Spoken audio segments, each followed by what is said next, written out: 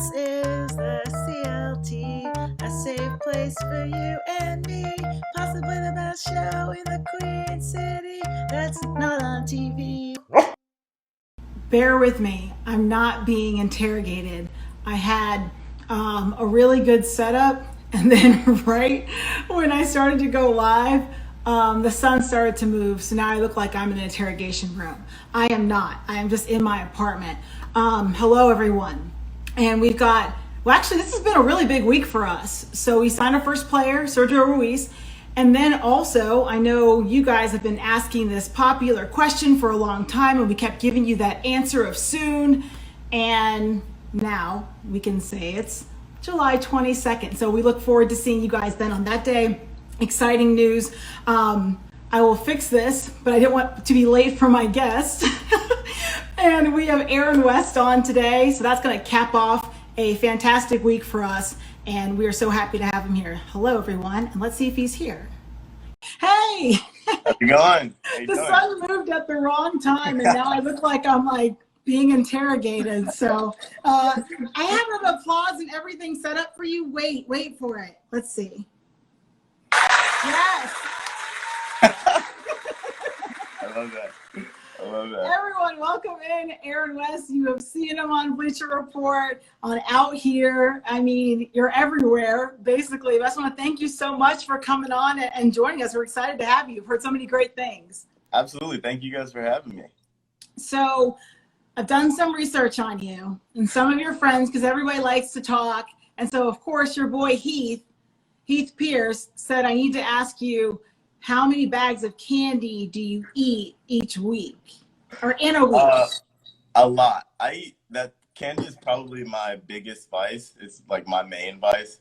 So probably a lot, too much. I couldn't quantify it, but way too much. The exact number is way too much. See, I don't keep it in my house. I actually just went on a tear and ate like CLTea ice cream and this brownie brittle, but I don't keep it here. When I do, I get into trouble.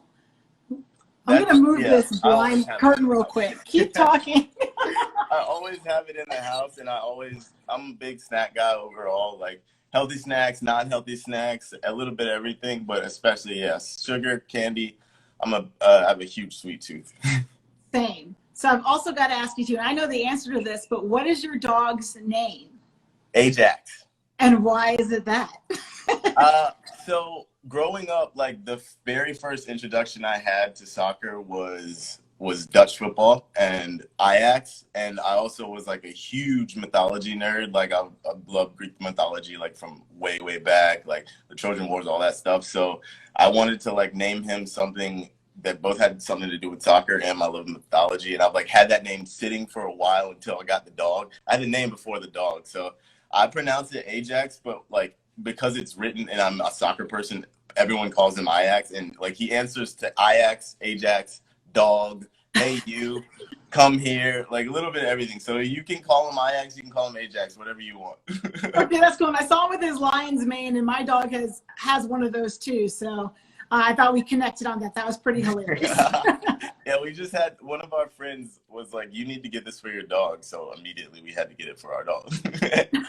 So I've got to ask you, so you went to Davidson, and I mean, obviously you're familiar with this city. How exciting is it to not only have a team here, but also know that answer of soon, July 22nd, will be unveiling some good stuff for everybody? I mean, I have like really strong ties to Charlotte. Even before I went to Davidson, I'm from Chapel Hill. I'm from North Carolina. So like I'm 2 hours away. Just for North Carolina to have an MLS team is massive. I think North Carolina is kind of underrated by a lot of the rest of the country for how much of a soccer center it is. Like there are pockets that are huge for soccer, and like a lot of the guys that I grew up playing with played in a league and have played in Europe, and NC has a massive soccer scene, so it's huge for the city. Charlotte is perfectly set up for it. With the city has grown so much. Like literally, I graduated. I'm an old, like in capital A, capital O, old. And I graduated in 2008. And literally every time I go into Charlotte, like there's construction going on, and the city like looks different. So for me to have seen that city grow up, even from as a kid to college to now, and then now they have an MLS team. It makes perfect sense. I think the city's ready for it. I think they're excited for it, and I think it's time. So we signed our first player this week in Sergio Reis, as a center mid. So versatile midfielder that we do have now. When you look at what it goes into building a team, how important is that position, and how great is it to have that be your first piece? I mean, center mid is the linchpin of your team. It's the player that's running the game, that sees most of the ball, both dictates the tempo, defensively attacking. So to have a player like Sergio who has that experience in Spain, who is still relatively young, he's coming into his prime. I think he's 25, 26. So he's both has a lot of experience and he has a lot of space to grow, and he has the desire to come to MLS. And we're also seeing a lot more like younger talent. Like MLS used to be looked at as like a retirement league, but it's now shifting. And Charlie talked about this on the live. It's shifting into a model where we're getting young, exciting talent and players that can really, really play. So I'm excited to see what he's got. And we are taking your questions too. So I see Jackson wants to ask you, who is the best player in the world, Ronaldo or Messi? Ooh, I'm a massive Messi fan. There's absolutely no disrespect to Ronaldo, but I am a Messi guy. Like the magic that he brings. I hate that we have to have that argument because they're such apples and oranges players to me. But if you're gonna press me on it and like push me up against the wall, I'm a Messi guy. Messi guy. Okay, fair enough. Fair enough. Going back to just your history, obviously with this city. Can you rattle off maybe some? I know we can't do it now, but what were some of your favorite places to go out to eat? To go hang out at some cool spots? Oh man, my goodness. To be honest, I am a big Noda fan. Like my brother still lives in Charlotte, so I don't know if it's called Spotted Pig. They're Boudreaux's. I'm gonna give you Boudreaux's in Noda. Okay. It's like a Cajun spot. It's kind of hole in the wall. They have incredible Cajun food, fried chicken. They've got some gator there. They've got like anything like Creole, Cajun, like it is the spot to go.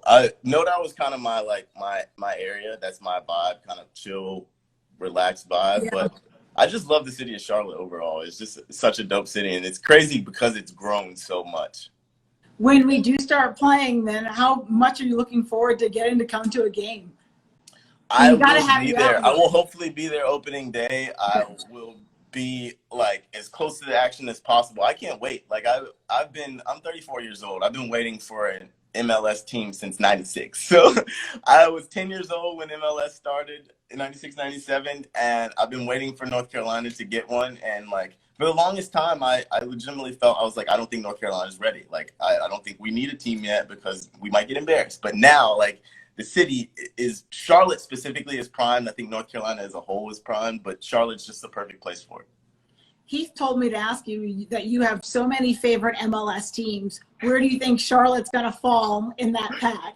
I'm going to be 100% honest with you. I never picked an MLS team as my favorite because North Carolina never had a team. But I will have to say, we have to see the next couple of years. If the Triangle gets a team, because I am a Chapel Hill kid, like I will declare my allegiance immediately. Like that, I will have to. I can't get on the Charlotte MLS live and be like, yeah, I'm a lifelong Charlotte fan. I'm from the Triangle. Like I still have a little bit of rivalry with Charlotte, but like overall, it's amazing for me just to have a North Carolina team. But again, I'm not gonna lie to you guys and be like, if like the Triangle gets a team, that will be my team. So what's been your assessment so far then when we're looking at teams playing right now, because the MLS is back, of those games? Have you had a kind of a favorite yet? I actually really kind of liked the way Montreal played last night. I thought that Victor Wanyama is a very special player that has a lot of experience, and they looked kind of pretty solid to me overall. I think Orlando looked pretty good. But this is one of those things where with the Heat, with having played one game, with having been so off for so long there, you literally have no idea what's going to happen. I refuse to call anything because it's just such a crazy one-off thing. Like obviously the tragedy has struck everyone, yeah. But the world, specifically to the world of sports, this is such a wild one-off that I refuse to call anything. You can take a pass on that because I would do the same thing. If I was you, I'd be like, I don't want to get on wax and just lie to you guys. Oh, you've been everywhere and you've got to cover some really cool things in covering soccer. Do you have a favorite player? Right now, probably my favorite player is probably still Paul Pogba. I'm a massive Paul Pogba fan. Yeah, Paul Pogba. Do you have a funniest player that you've gotten to interact with? Funniest player? Alexander Zinchenko from Manchester City. We not last summer, but the summer before that, we were on tour with Copenhagen with Manchester City. So we got to spend a lot of time with them, like interviewed a bunch of their players. And like Zinchenko was also one of those guys that they were like, oh, you guys need an extra? We'll give you Zinchenko because he's like great with the camera. He's super he's just a good guy. He'll like basically like anything the team needs him to do. You see it on the pitch. He does it like off the pitch. He's like, oh, you need me to do an interview? Fine, I'll do it. Like we played FIFA with him. I hung out with him. Like he's just always joking. Like he always is ready to play a prank or just laugh. And he's just a good dude. So I would say Zinchenko. Those are the best guys. I've always been like, when people ask me, oh, who's your favorite player? I'm like, whoever is the easiest to cover. Whoever wants to do whatever we need them to Once do. you get in the business, it's like, yeah, whoever's and like will answer questions and not just answer one word. I did see a good question go by. I'm not going to be able to shout out your name, so I apologize. But they asked if Charlotte and Atlanta, like, are we going to be able to develop a rivalry? Do you think? I think from literally day one, like I have a bunch of friends from Atlanta. I have a bunch of friends, obviously, from Charlotte. They're already chirping. They're already ready. This rivalry doesn't have to be like some of them MLS rivalries have kind of been like a little bit manufactured, like just for the sake of how the league works and how expansion works and geography and things like that. But you never have to manufacture a rivalry for North Carolina and Atlanta, and everyone's ready. I think everyone is that both games, both home and away, will be insane. I cannot wait. I've already joked that I've gotten rid of, or not joked, it's true. I got rid of all my Atlanta stuff because, I lived there before and moved up here. I see Jillian Sakovitz on there. So obviously she's the Atlanta reporter. We'll allow her to stay in on this chat. But yeah, I've got to get rid of all my stuff and I can't wait to get some of our gear whenever it's out. So you got to put it away somewhere far. Just give it to a family member for a while or something. Or burn it. You could burn it on tape. That also would probably then everyone will really like me. I'm just kidding. I'll donate it. I'll figure out what to do. You can find a good cause for it. I can find something good. Let's see. And then what tip, this is coming in from To Love Life. What is the tip that you would give to an 11-year-old who wants to get to the MLS? Nice. I would say work ethic.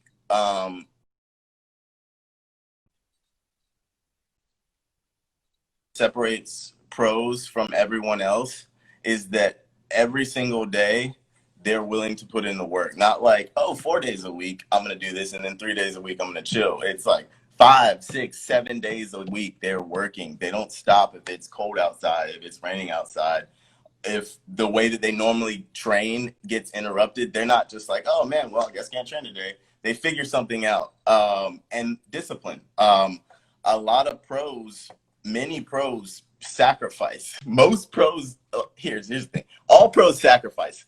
Pros sacrifice to different levels. And you will have to, if you want to be a pro, you will have to make a sacrifice. Like you might not get to hang out with your friends on a Friday night. Because you have to be up on Saturday training at 6 a.m.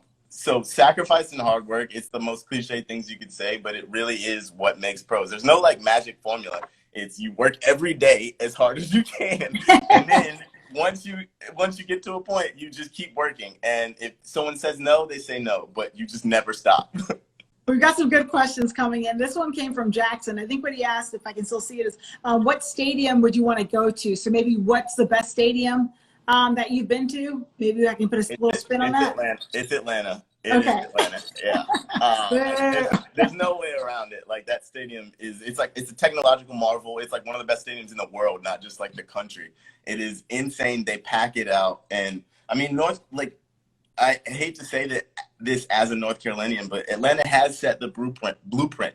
They pack their stadium out. They have an incredible culture that is like very Atlanta. Like they have embraced the city of Atlanta. They've embraced the music. They've embraced the Black people of Atlanta. Like that is what they've done, and it has made the atmosphere incredible. And that's what makes the game so fun. Like even if you don't like soccer, you're gonna have a good time in an Atlanta game, and that's what I want to see from the North Carolina team. I think we'll be able to do that here for sure. And Caleb, he asked, what's the key to Charlotte MLS having a strong start to the season? So along those lines of what you were just talking about, how do we have a strong start on the field, but also with our fans? Yeah, I mean, as fans, one of the worst things is that we have literally no control over what happens on the pitch. The only thing we can do is bring energy and bring support and be loud and be there physically. So I think what I was just saying about Atlanta, off pitch, what people need to do is just get out there, bring a friend, tailgate, have a good time, like make it a party. Like soccer culture is party culture. Like it is having a good time. It is bringing someone in who might not know about the sport. It's enjoying it, like singing, having a great time.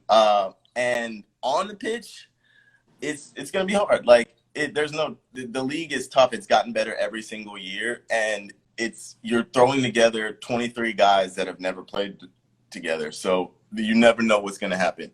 We don't know what tactics we're going to play. We don't even know who our goalkeeper is. We don't know any of that. So the only thing we can control is the support. So that's what I would say to that.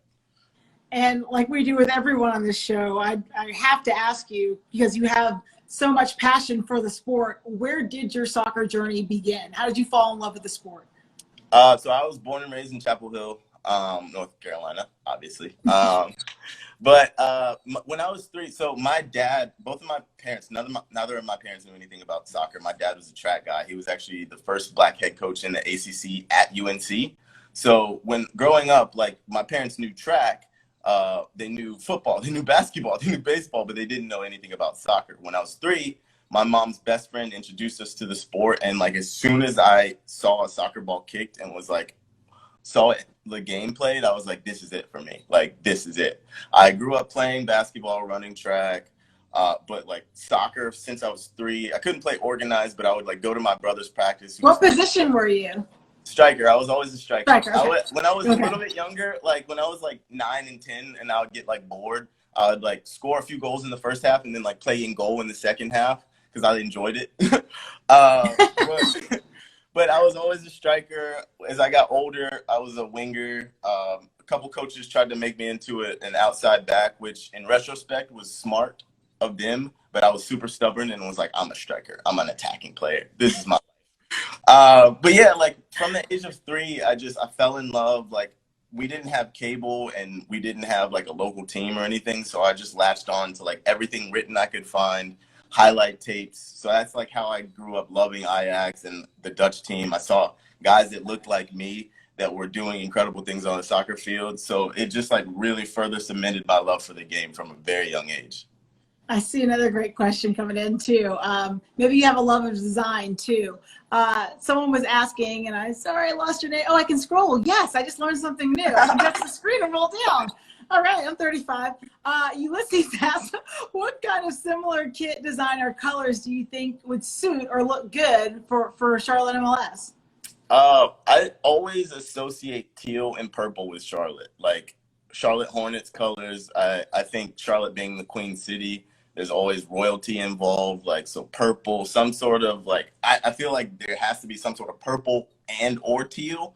But I mean, honestly, I just want to see something special, like something different. But yeah, I think teal, purple are usually the go-tos. That's what I associate with Charlotte. Like, I mean, I grew up a Charlotte Hornets fan, so I've been sad for a very long time. Oh, but, yeah.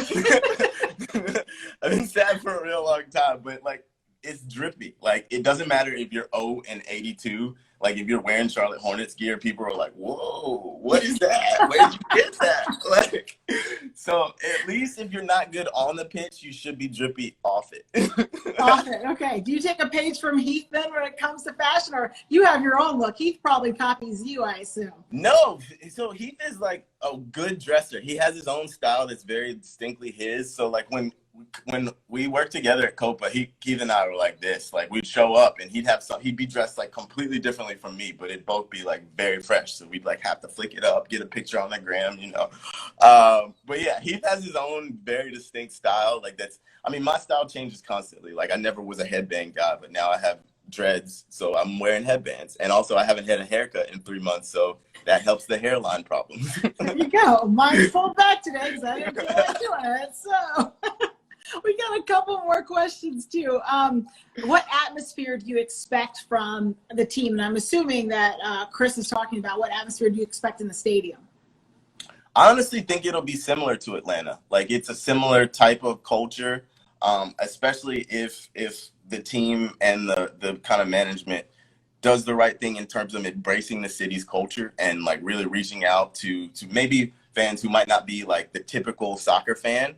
I think it will be very, very similar, like rowdy, positive, fun, inclusive. Like that's what we want to see. And I think that's what we'll get out of Charlotte. Dang, we got a lot of other questions. I'm going to try to scroll back and grab some. And then let's see. Oh, your favorite jersey. Do you have a favorite jersey? Wow. This is hard, but if I had to pick one right now, probably France 98, the France World Cup 98 jersey, the blue one with the bars. Mm-hmm. That's it? Just one? That's okay. Oh, okay. I mean, if we want to talk jerseys, we can go all day. You want to go? No, I wasn't putting you on the spot. I thought you were going to say something else. I was like, wait, that's it? I'm a big fan of like the Holland, I think it was 78 jerseys, where it's like a bunch of like kind of, I don't even know what you would call it, but it's a bunch all over. Just about every Holland jersey that's ever come out is very fire. Germany 1990, Brazil 98. Now you got me started. Do you have a good collection? Yes. Okay. I have like, it's definitely over 100. Oh, really? Yeah. We should have had you give us a shot of those. I should have asked you earlier. And we could have put them on display. Oh, man. We had Jimmy Conrad on, and so he had his whole like setup behind him with his jerseys, and walks back and grabs a couple like it's no big deal. Yeah, I'm like, okay. I should have known. I would have grabbed a few of them for you. I see in the comments the Arsenal alternate jersey. That's a throwback to the old bruised banana kit from like the 90s. That is one of my favorite for sure. The yellow with the blue embossed. It's very, very fire. That's Hugo 95. I'm gonna shout him out. Oh, you gotta look at that. I gotta improve. I need to start collecting jerseys, I guess. You know, there's never a better time because they're both like in fashion and like soccer's cool in America. It is. One of the things you mentioned was having an inclusive atmosphere, and with all the protests going on and the fight against social injustice. How do you create a fan-friendly atmosphere for everybody? Yeah, I think it has to both come from the fans and come from management. Like there has to be from management like a no tolerance policy for anything that even comes close to looking like hate speech, anything like that, hateful activity. And from the fans, it's like it's fostering that atmosphere of like anybody who comes is welcome. Like we're gonna boo your team, but we're not gonna call you names that can't be printed without asterisks. We're going to have a great time, and we're going to get loud, and we're going to be intense, but it's not necessarily calling someone's anything like that. It doesn't need to be like that. It also, I think Germany has done a really good job of being specifically inclusive to women in a lot of ways, like with their fan groups, like having women as capos, like having women in positions of power in the supporter groups, because I think for a long time, I know for a long time, women haven't felt included in this, and it's been seen as just a very macho, like male-only energy, when it should be for everyone. This sport is for everyone, and that kind of energy is what we want to see. So I think just like from both the supporters and the management, like a no-tolerance thing. Like if you see something, say something, like and get them out of there. Like we don't want that in our stadiums. Like inherently, certain things like rights and being safe in areas have become political, but it's not a political statement to say that anyone who comes in here should be safe. So that's how I feel about it. Seeing the players unite together, then that has to obviously resonate with you. I know it resonates with me. when you see them on the field all taking a knee together? How cool has that been? That was an amazing moment. It was, I'm in contact with a lot of those guys, and we knew they were planning something big. They wouldn't tell us exactly what was going to happen, but we knew something big was happening. But that was even beyond anything I could have imagined, to see every single player out there representing, to see that long moment of silence. Like, it really, really, I think about it constantly, but I think it really kind of hammers home the point, like how long of a time that was. 8 minutes and 46 seconds is a really, really long time. Even if I don't know if it necessarily was the entire time, even if it was only 5 minutes, sitting there in silence for 5 minutes plus, you see how long of a time that is. Thierry Henry's statement, kneeling for 8 minutes and 46 seconds. It was incredible. It's like, I think Taylor Twellman said something about this on the broadcast either last night or the night before. And he said something like, even as a privileged white man, like he kind of feels something shifting. And I've been a black man for around 34 years, almost 34 years. And I haven't really seen anything like this.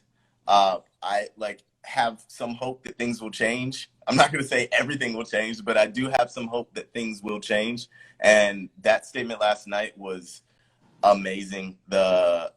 Just the response around the league, the response from what I've heard from the players and what they're trying to do. I love what I'm seeing. Is there, because the images and what we're seeing has been so powerful and so moving, and it does feel different. We are hopeful. Can you share any of what the players have said to you?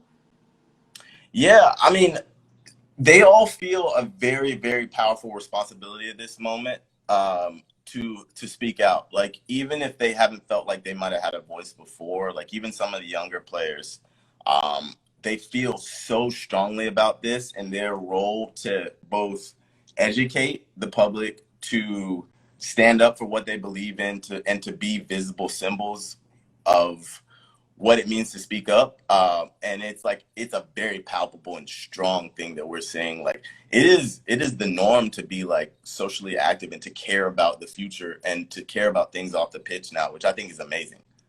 And sports is such a great way. You know, I played like you play, like just to bring people together, to unite people. I do want to take a couple more questions too. Thank you for the insight on that as well. Quinn asks, what's your perfect starting lineup?